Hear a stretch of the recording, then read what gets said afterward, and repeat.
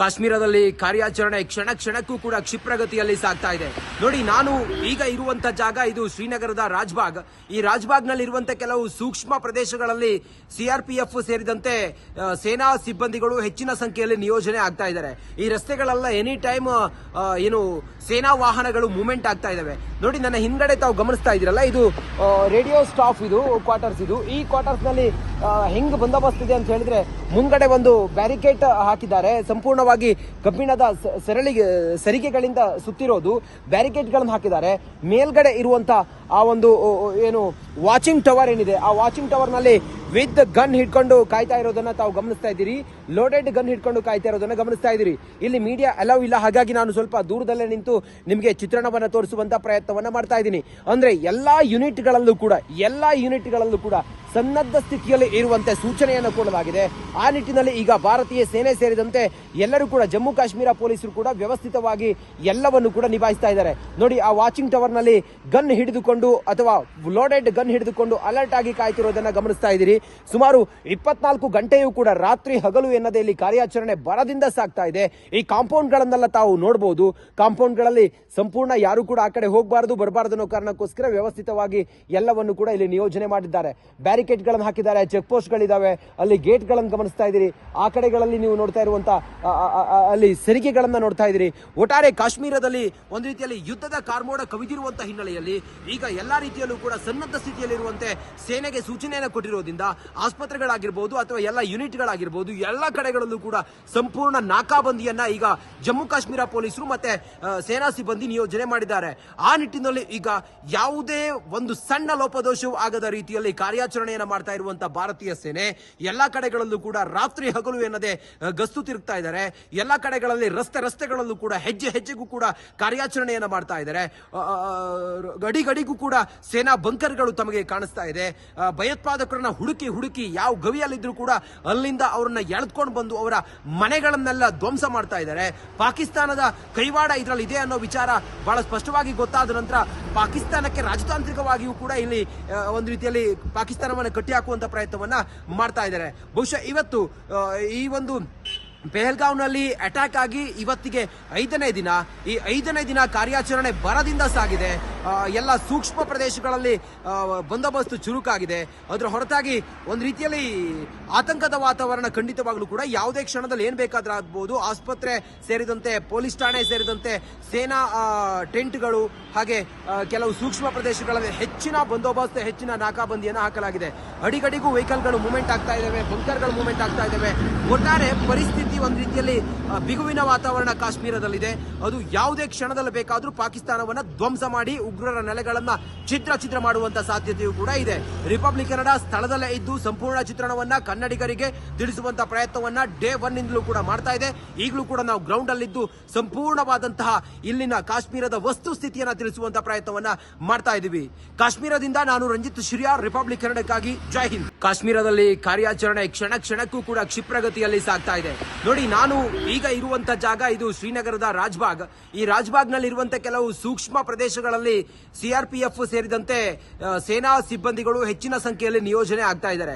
ಈ ರಸ್ತೆಗಳೆಲ್ಲ any time ಸೇನಾ ವಾಹನಗಳು ಮೂವ್ಮೆಂಟ್ ಆಗ್ತಾ ಇದಾವೆ. ನೋಡಿ, ನನ್ನ ಹಿಂದ್ಗಡೆ ತಾವು ಗಮನಿಸ್ತಾ ಇದ್ದೀರಲ್ಲ, ಇದು ರೇಡಿಯೋ ಸ್ಟಾಫ್, ಇದು ಕ್ವಾರ್ಟರ್ಸ್. ಈ ಕ್ವಾರ್ಟರ್ಸ್ ನಲ್ಲಿ ಹೆಂಗ್ ಬಂದೋಬಸ್ತ್ ಇದೆ ಅಂತ ಹೇಳಿದ್ರೆ, ಮುಂದ್ಗಡೆ ಒಂದು ಬ್ಯಾರಿಕೇಡ್ ಹಾಕಿದ್ದಾರೆ, ಸಂಪೂರ್ಣವಾಗಿ ಕಬ್ಬಿಣದ ಸರಿಗೆಗಳಿಂದ ಸುತ್ತಿರೋದು ಬ್ಯಾರಿಕೇಡ್ ಗಳನ್ನು ಹಾಕಿದ್ದಾರೆ. ಮೇಲ್ಗಡೆ ಇರುವಂತ ಆ ಒಂದು ವಾಚಿಂಗ್ ಟವರ್ ಏನಿದೆ, ಆ ವಾಚಿಂಗ್ ಟವರ್ ನಲ್ಲಿ ವಿತ್ ಗನ್ ಹಿಡ್ಕೊಂಡು ಕಾಯ್ತಾ ಇರೋದನ್ನ ತಾವು ಗಮನಿಸ್ತಾ ಇದ್ದೀರಿ. ಲೋಡೆಡ್ ಗನ್ ಹಿಡ್ಕೊಂಡು ಕಾಯ್ತಾ ಇರೋದನ್ನ ಗಮನಿಸ್ತಾ ಇದ್ದೀರಿ. ಇಲ್ಲಿ ಮೀಡಿಯಾ ಅಲೌ ಇಲ್ಲ, ಹಾಗಾಗಿ ನಾನು ಸ್ವಲ್ಪ ದೂರದಲ್ಲೇ ನಿಂತು ನಿಮಗೆ ಚಿತ್ರಣವನ್ನ ತೋರಿಸುವಂತ ಪ್ರಯತ್ನವನ್ನ ಮಾಡ್ತಾ ಇದ್ದೀನಿ. ಅಂದ್ರೆ ಎಲ್ಲಾ ಯೂನಿಟ್ಗಳಲ್ಲೂ ಕೂಡ ಸನ್ನದ್ಧ ಸ್ಥಿತಿಯಲ್ಲಿ ಇರುವಂತೆ ಸೂಚನೆಯನ್ನು ಕೊಡಲಾಗಿದೆ. ಆ ನಿಟ್ಟಿನಲ್ಲಿ ಈಗ ಭಾರತೀಯ ಸೇನೆ ಸೇರಿದಂತೆ ಎಲ್ಲರೂ ಕೂಡ, ಜಮ್ಮು ಕಾಶ್ಮೀರ ಪೊಲೀಸರು ಕೂಡ ವ್ಯವಸ್ಥಿತವಾಗಿ ಎಲ್ಲವನ್ನು ಕೂಡ ನಿಭಾಯಿಸ್ತಾ ಇದ್ದಾರೆ. ನೋಡಿ, ಆ ವಾಚಿಂಗ್ ಟವರ್ ನಲ್ಲಿ ಗನ್ ಹಿಡಿದುಕೊಂಡು ಅಥವಾ ಲೋಡೆಡ್ ಗನ್ ಹಿಡಿದುಕೊಂಡು ಅಲರ್ಟ್ ಆಗಿ ಕಾಯ್ತಿರೋದನ್ನ ಗಮನಿಸ್ತಾ ಇದ್ದೀರಿ. ಸುಮಾರು 24 ಗಂಟೆಯೂ ಕೂಡ ರಾತ್ರಿ ಹಗಲು ಎನ್ನದೇ ಇಲ್ಲಿ ಕಾರ್ಯಾಚರಣೆ ಬರದಿಂದ ಸಾಗ್ತಾ ಇದೆ. ಈ ಕಾಂಪೌಂಡ್ ಗಳನ್ನೆಲ್ಲ ತಾವು ನೋಡಬಹುದು. ಕಾಂಪೌಂಡ್ ಗಳಲ್ಲಿ ಸಂಪೂರ್ಣ ಯಾರು ಕೂಡ ಆ ಕಡೆ ಹೋಗಬಾರದು ಬರಬಾರದು ಅನ್ನೋ ಕಾರಣಕ್ಕೋಸ್ಕರ ವ್ಯವಸ್ಥಿತವಾಗಿ ಎಲ್ಲವನ್ನು ಕೂಡ ಇಲ್ಲಿ ನಿಯೋಜನೆ ಮಾಡಿದ್ದಾರೆ. ಬ್ಯಾರಿಕೇಡ್ ಗಳನ್ನು ಹಾಕಿದ್ದಾರೆ, ಚೆಕ್ ಪೋಸ್ಟ್ ಗಳಿದಾವೆ, ಅಲ್ಲಿ ಗೇಟ್ ಗಳನ್ನು ಗಮನಿಸ್ತಾ ಇದ್ದೀರಿ. ಆ ಕಡೆಗಳಲ್ಲಿ ನೀವು ನೋಡ್ತಾ ಇರುವಂತ ಅಲ್ಲಿ ಸರಿಗೆಗಳನ್ನ ನೋಡ್ತಾ ಇದ್ದೀರಿ. ಒಟ್ಟಾರೆ ಕಾಶ್ಮೀರದಲ್ಲಿ ಒಂದು ರೀತಿಯಲ್ಲಿ ಯುದ್ಧದ ಕಾರ್ಮೋಡ ಕವಿದಿರುವಂತಹ ಹಿನ್ನೆಲೆಯಲ್ಲಿ ಈಗ ಎಲ್ಲಾ ರೀತಿಯಲ್ಲೂ ಕೂಡ ಸನ್ನದ್ಧ ಸ್ಥಿತಿಯಲ್ಲಿರುವಂತೆ ಸೇನೆಗೆ ಸೂಚನೆಯನ್ನು ಕೊಟ್ಟಿರೋದ್ರಿಂದ ಆಸ್ಪತ್ರೆಗಳಾಗಿರ್ಬೋದು ಅಥವಾ ಎಲ್ಲ ಯೂನಿಟ್ಗಳಾಗಿರ್ಬೋದು ಎಲ್ಲ ಕಡೆಗಳಲ್ಲೂ ಕೂಡ ಸಂಪೂರ್ಣ ನಾಕಾಬಂದಿಯನ್ನ ಈಗ ಜಮ್ಮು ಕಾಶ್ಮೀರ ಪೊಲೀಸರು ಮತ್ತೆ ಸೇನಾ ಸಿಬ್ಬಂದಿ ನಿಯೋಜನೆ ಮಾಡಿದ್ದಾರೆ. ಆ ನಿಟ್ಟಿನಲ್ಲಿ ಈಗ ಯಾವುದೇ ಒಂದು ಸಣ್ಣ ಲೋಪದೋಷವೂ ಆಗದ ರೀತಿಯಲ್ಲಿ ಕಾರ್ಯಾಚರಣೆಯನ್ನು ಮಾಡ್ತಾ ಇರುವಂತಹ ಭಾರತೀಯ ಸೇನೆ ಎಲ್ಲಾ ಕಡೆಗಳಲ್ಲೂ ಕೂಡ ರಾತ್ರಿ ಹಗಲು ಎನ್ನದೆ ಗಸ್ತು ತಿರುಗ್ತಾ ಇದ್ದಾರೆ. ಎಲ್ಲಾ ಕಡೆಗಳಲ್ಲಿ ರಸ್ತೆಗಳಲ್ಲೂ ಕೂಡ ಹೆಜ್ಜೆಗೂ ಕೂಡ ಕಾರ್ಯಾಚರಣೆಯನ್ನು ಮಾಡ್ತಾ ಇದ್ದಾರೆ. ಗಡಿಗೂ ಕೂಡ ಸೇನಾ ಬಂಕರ್ಗಳು ತಮಗೆ ಕಾಣಿಸ್ತಾ ಇದೆ. ಭಯೋತ್ಪಾದಕರನ್ನ ಹುಡುಕಿ ಯಾವ ಗವಿಯಲ್ಲಿದ್ರು ಕೂಡ ಅಲ್ಲಿಂದ ಅವರನ್ನ ಎಳೆದುಕೊಂಡು ಬಂದು ಅವರ ಮನೆಗಳನ್ನೆಲ್ಲ ಧ್ವಂಸ ಮಾಡ್ತಾ ಇದ್ದಾರೆ. ಪಾಕಿಸ್ತಾನದ ಕೈವಾಡ ಇದರಲ್ಲಿ ಇದೆ ಅನ್ನೋ ವಿಚಾರ ಬಹಳ ಸ್ಪಷ್ಟವಾಗಿ ಗೊತ್ತಾದ ನಂತರ ಪಾಕಿಸ್ತಾನಕ್ಕೆ ರಾಜತಾಂತ್ರಿಕವಾಗಿಯೂ ಕೂಡ ಇಲ್ಲಿ ಒಂದು ರೀತಿಯಲ್ಲಿ ಪಾಕಿಸ್ತಾನವನ್ನು ಕಟ್ಟಿ ಹಾಕುವಂತ ಪ್ರಯತ್ನವನ್ನ ಮಾಡ್ತಾ ಇದ್ದಾರೆ. ಬಹುಶಃ ಇವತ್ತು ಈ ಒಂದು ಪೆಹಲ್ಗಾವ್ನಲ್ಲಿ ಅಟ್ಯಾಕ್ ಆಗಿ ಇವತ್ತಿಗೆ 5ನೇ ದಿನ. ಈ 5ನೇ ದಿನ ಕಾರ್ಯಾಚರಣೆ ಬರದಿಂದ ಸಾಗಿದೆ. ಎಲ್ಲ ಸೂಕ್ಷ್ಮ ಪ್ರದೇಶಗಳಲ್ಲಿ ಬಂದೋಬಸ್ತ್ ಚುರುಕಾಗಿದೆ. ಅದರ ಹೊರತಾಗಿ ಒಂದು ರೀತಿಯಲ್ಲಿ ಆತಂಕದ ವಾತಾವರಣ ಖಂಡಿತವಾಗ್ಲೂ ಕೂಡ ಯಾವುದೇ ಕ್ಷಣದಲ್ಲಿ ಏನ್ ಬೇಕಾದ್ರೂ ಆಗ್ಬಹುದು. ಆಸ್ಪತ್ರೆ ಸೇರಿದಂತೆ ಪೊಲೀಸ್ ಠಾಣೆ ಸೇರಿದಂತೆ ಸೇನಾ ಟೆಂಟ್ಗಳು ಹಾಗೆ ಕೆಲವು ಸೂಕ್ಷ್ಮ ಪ್ರದೇಶಗಳಲ್ಲಿ ಹೆಚ್ಚಿನ ಬಂದೋಬಸ್ತ್ ಹೆಚ್ಚಿನ ನಾಕಾಬಂದಿಯನ್ನು ಹಾಕಲಾಗಿದೆ. ಅಡಿಗಡಿಗೂ ವೆಹಿಕಲ್ಗಳು ಮೂವ್ಮೆಂಟ್ ಆಗ್ತಾ ಇದಾವೆ, ಬಂಕರ್ಗಳು ಮೂವ್ಮೆಂಟ್ ಆಗ್ತಾ ಇದಾವೆ. ಒಟ್ಟಾರೆ ಪರಿಸ್ಥಿತಿ ಒಂದು ರೀತಿಯಲ್ಲಿ ಬಿಗುವಿನ ವಾತಾವರಣ ಕಾಶ್ಮೀರದಲ್ಲಿದೆ. ಅದು ಯಾವುದೇ ಕ್ಷಣದಲ್ಲಿ ಬೇಕಾದ್ರೂ ಪಾಕಿಸ್ತಾನವನ್ನ ಧ್ವಂಸ ಮಾಡಿ ಉಗ್ರರ ನೆಲೆಗಳನ್ನ ಛಿದ್ರ ಮಾಡುವಂತ ಸಾಧ್ಯತೆಯೂ ಕೂಡ ಇದೆ. ರಿಪಬ್ಲಿಕ್ ಕನ್ನಡ ಸ್ಥಳದಲ್ಲೇ ಇದ್ದು ಸಂಪೂರ್ಣ ಚಿತ್ರಣವನ್ನ ಕನ್ನಡಿಗರಿಗೆ ತಿಳಿಸುವಂತ ಪ್ರಯತ್ನವನ್ನ ಡೇ 1 ಇಂದಲೂ ಕೂಡ ಮಾಡ್ತಾ ಇದೆ. ಈಗಲೂ ಕೂಡ ನಾವು ಗ್ರೌಂಡ್ ಅಲ್ಲಿದ್ದು ಸಂಪೂರ್ಣವಾದಂತಹ ಇಲ್ಲಿನ ಕಾಶ್ಮೀರದ ವಸ್ತು ಸ್ಥಿತಿಯನ್ನ ತಿಳಿಸುವಂತ ಪ್ರಯತ್ನವನ್ನ ಮಾಡ್ತಾ ಇದ್ದೀವಿ. ಕಾಶ್ಮೀರದಿಂದ ನಾನು ರಂಜಿತ್ ಶಿರ್ಯಾರ್, ರಿಪಬ್ಲಿಕ್ ಕನ್ನಡಕ್ಕಾಗಿ ಜೈ ಹಿಂದ್. ಕಾಶ್ಮೀರದಲ್ಲಿ ಕಾರ್ಯಾಚರಣೆ ಕ್ಷಣಕ್ಕೂ ಕೂಡ ಕ್ಷಿಪ್ರಗತಿಯಲ್ಲಿ ಸಾಗ್ತಾ ಇದೆ. ನೋಡಿ, ನಾನು ಈಗ ಇರುವಂತ ಜಾಗ ಇದು ಶ್ರೀನಗರದ ರಾಜ್ಬಾಗ್. ಈ ರಾಜ್ಬಾಗ್ ನಲ್ಲಿ ಇರುವಂತಹ ಕೆಲವು ಸೂಕ್ಷ್ಮ ಪ್ರದೇಶಗಳಲ್ಲಿ ಸಿಆರ್ಪಿಎಫ್ ಸೇರಿದಂತೆ ಸೇನಾ ಸಿಬ್ಬಂದಿಗಳು ಹೆಚ್ಚಿನ ಸಂಖ್ಯೆಯಲ್ಲಿ ನಿಯೋಜನೆ ಆಗ್ತಾ ಇದ್ದಾರೆ. ಈ ರಸ್ತೆಗಳೆಲ್ಲ ಎನಿ ಟೈಮ್ ಏನು ಸೇನಾ ವಾಹನಗಳು ಮೂವ್ಮೆಂಟ್ ಆಗ್ತಾ ಇದಾವೆ. ನೋಡಿ, ನನ್ನ ಹಿಂದ್ಗಡೆ ತಾವು ಗಮನಿಸ್ತಾ ಇದ್ದೀರಲ್ಲ, ಇದು ರೇಡಿಯೋ ಸ್ಟಾಫ್, ಇದು ಕ್ವಾರ್ಟರ್ಸ್.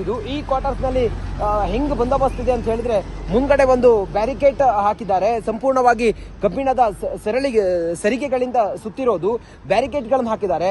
ಮೇಲ್ಗಡೆ ಇರುವಂತ ಆ ಒಂದು ಏನು ವಾಚಿಂಗ್ ಟವರ್ ಏನಿದೆ, ಆ ವಾಚಿಂಗ್ ಟವರ್ ನಲ್ಲಿ ವಿತ್ ಗನ್ ಹಿಡ್ಕೊಂಡು ಕಾಯ್ತಾ ಇರೋದನ್ನ ತಾವು ಗಮನಿಸ್ತಾ ಇದ್ದೀರಿ. ಲೋಡೆಡ್ ಗನ್ ಹಿಡ್ಕೊಂಡು ಕಾಯ್ತಾ ಇರೋದನ್ನ ಗಮನಿಸ್ತಾ ಇದ್ದೀರಿ. ಇಲ್ಲಿ ಮೀಡಿಯಾ ಅಲೌ ಇಲ್ಲ, ಹಾಗಾಗಿ ನಾನು ಸ್ವಲ್ಪ ದೂರದಲ್ಲೇ ನಿಂತು ನಿಮಗೆ ಚಿತ್ರಣವನ್ನ ತೋರಿಸುವಂತ ಪ್ರಯತ್ನವನ್ನ ಮಾಡ್ತಾ ಇದ್ದೀನಿ. ಅಂದ್ರೆ ಎಲ್ಲಾ ಯೂನಿಟ್ಗಳಲ್ಲೂ ಕೂಡ ಸನ್ನದ್ಧ ಸ್ಥಿತಿಯಲ್ಲಿ ಇರುವಂತೆ ಸೂಚನೆಯನ್ನು ಕೊಡಲಾಗಿದೆ. ಆ ನಿಟ್ಟಿನಲ್ಲಿ ಈಗ ಭಾರತೀಯ ಸೇನೆ ಸೇರಿದಂತೆ ಎಲ್ಲರೂ ಕೂಡ ಜಮ್ಮು ಕಾಶ್ಮೀರ ಪೊಲೀಸರು ಕೂಡ ವ್ಯವಸ್ಥಿತವಾಗಿ ಎಲ್ಲವನ್ನು ಕೂಡ ನಿಭಾಯಿಸ್ತಾ ಇದ್ದಾರೆ. ನೋಡಿ, ಆ ವಾಚಿಂಗ್ ಟವರ್ ನಲ್ಲಿ ಗನ್ ಹಿಡಿದುಕೊಂಡು ಅಥವಾ ಲೋಡೆಡ್ ಗನ್ ಹಿಡಿದುಕೊಂಡು ಅಲರ್ಟ್ ಆಗಿ ಕಾಯ್ತಿರೋದನ್ನ ಗಮನಿಸ್ತಾ ಇದ್ದೀರಿ.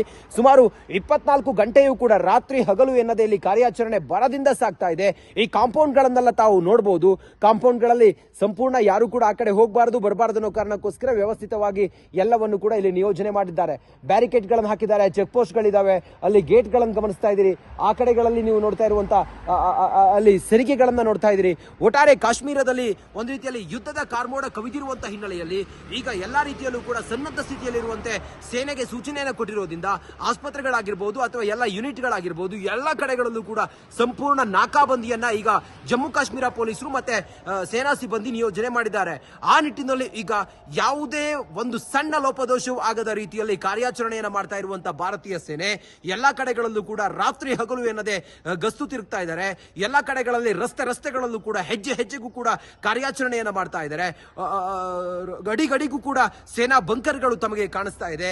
ಭಯೋತ್ಪಾದಕರನ್ನ ಹುಡುಕಿ ಯಾವ ಗವಿಯಲ್ಲಿದ್ರು ಕೂಡ ಅಲ್ಲಿಂದ ಅವರನ್ನ ಎಳೆದುಕೊಂಡು ಬಂದು ಅವರ ಮನೆಗಳನ್ನೆಲ್ಲ ಧ್ವಂಸ ಮಾಡ್ತಾ ಇದ್ದಾರೆ. ಪಾಕಿಸ್ತಾನದ ಕೈವಾಡ ಇದರಲ್ಲಿ ಇದೆ ಅನ್ನೋ ವಿಚಾರ ಬಹಳ ಸ್ಪಷ್ಟವಾಗಿ ಗೊತ್ತಾದ ನಂತರ ಪಾಕಿಸ್ತಾನಕ್ಕೆ ರಾಜತಾಂತ್ರಿಕವಾಗಿಯೂ ಕೂಡ ಇಲ್ಲಿ ಒಂದು ರೀತಿಯಲ್ಲಿ ಪಾಕಿಸ್ತಾನವನ್ನು ಕಟ್ಟಿ ಹಾಕುವಂತ ಪ್ರಯತ್ನವನ್ನ ಮಾಡ್ತಾ ಇದ್ದಾರೆ. ಬಹುಶಃ ಇವತ್ತು ಈ ಒಂದು ಪೆಹಲ್ಗಾವ್ನಲ್ಲಿ ಅಟ್ಯಾಕ್ ಆಗಿ ಇವತ್ತಿಗೆ 5ನೇ ದಿನ. ಈ 5ನೇ ದಿನ ಕಾರ್ಯಾಚರಣೆ ಬರದಿಂದ ಸಾಗಿದೆ. ಎಲ್ಲ ಸೂಕ್ಷ್ಮ ಪ್ರದೇಶಗಳಲ್ಲಿ ಬಂದೋಬಸ್ತ್ ಚುರುಕಾಗಿದೆ. ಅದರ ಹೊರತಾಗಿ ಒಂದು ರೀತಿಯಲ್ಲಿ ಆತಂಕದ ವಾತಾವರಣ ಖಂಡಿತವಾಗ್ಲೂ ಕೂಡ ಯಾವುದೇ ಕ್ಷಣದಲ್ಲಿ ಏನ್ ಬೇಕಾದ್ರೂ ಆಗ್ಬಹುದು. ಆಸ್ಪತ್ರೆ ಸೇರಿದಂತೆ ಪೊಲೀಸ್ ಠಾಣೆ ಸೇರಿದಂತೆ ಸೇನಾ ಟೆಂಟ್ಗಳು ಹಾಗೆ ಕೆಲವು ಸೂಕ್ಷ್ಮ ಪ್ರದೇಶಗಳಲ್ಲಿ ಹೆಚ್ಚಿನ ಬಂದೋಬಸ್ತ್ ಹೆಚ್ಚಿನ ನಾಕಾಬಂದಿಯನ್ನು ಹಾಕಲಾಗಿದೆ. ಅಡಿಗಡಿಗೂ ವೆಹಿಕಲ್ಗಳು ಮೂವ್ಮೆಂಟ್ ಆಗ್ತಾ ಇದ್ದಾವೆ, ಬಂಕರ್ಗಳು ಮೂವ್ಮೆಂಟ್ ಆಗ್ತಾ ಇದ್ದಾವೆ. ಒಟ್ಟಾರೆ ಪರಿಸ್ಥಿತಿ ಒಂದು ರೀತಿಯಲ್ಲಿ ಬಿಗುವಿನ ವಾತಾವರಣ ಕಾಶ್ಮೀರದಲ್ಲಿದೆ. ಅದು ಯಾವುದೇ ಕ್ಷಣದಲ್ಲಿ ಬೇಕಾದ್ರೂ ಪಾಕಿಸ್ತಾನವನ್ನ ಧ್ವಂಸ ಮಾಡಿ ಉಗ್ರರ ನೆಲೆಗಳನ್ನ ಛಿದ್ರ ಮಾಡುವಂತ ಸಾಧ್ಯತೆಯೂ ಕೂಡ ಇದೆ. ರಿಪಬ್ಲಿಕ್ ಕನ್ನಡ ಸ್ಥಳದಲ್ಲೇ ಇದ್ದು ಸಂಪೂರ್ಣ ಚಿತ್ರಣವನ್ನ ಕನ್ನಡಿಗರಿಗೆ ತಿಳಿಸುವಂತ ಪ್ರಯತ್ನವನ್ನ ಡೇ 1 ಇಂದಲೂ ಕೂಡ ಮಾಡ್ತಾ ಇದೆ. ಈಗಲೂ ಕೂಡ ನಾವು ಗ್ರೌಂಡ್ ಅಲ್ಲಿದ್ದು ಸಂಪೂರ್ಣವಾದಂತಹ ಇಲ್ಲಿನ ಕಾಶ್ಮೀರದ ವಸ್ತುಸ್ಥಿತಿಯನ್ನ ತಿಳಿಸುವಂತ ಪ್ರಯತ್ನವನ್ನ ಮಾಡ್ತಾ ಇದ್ದೀವಿ. ಕಾಶ್ಮೀರದಿಂದ ನಾನು ರಂಜಿತ್ ಶಿರಿಯಾರ್, ರಿಪಬ್ಲಿಕ್ ಕನ್ನಡಕ್ಕಾಗಿ. ಜೈ ಹಿಂದ್.